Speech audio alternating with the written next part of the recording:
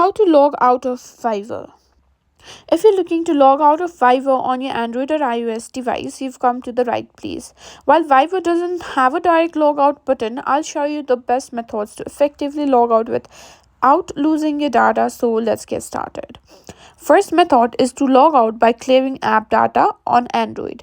Just open settings on your Android device, go to apps, and scroll down and find Viber. Tap on storage and cache and select clear data and clear storage.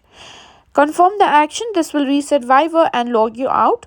Clearing data will not delete your account, but you will need to re-verify your phone number when you log back in. Now we can try finding the delete or go back option, like tap on more and simply go to the settings and tap on account. Here, as you can see, you can simply deactivate your account, but we don't want to deactivate the account. We just want to log out. You don't need to choose that. And you can also go to general and check.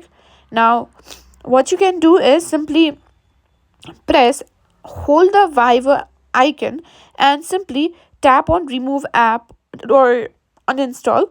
Just after you've done that, reinstall Viber, and when you try to log in, it will be shown that it is logged out.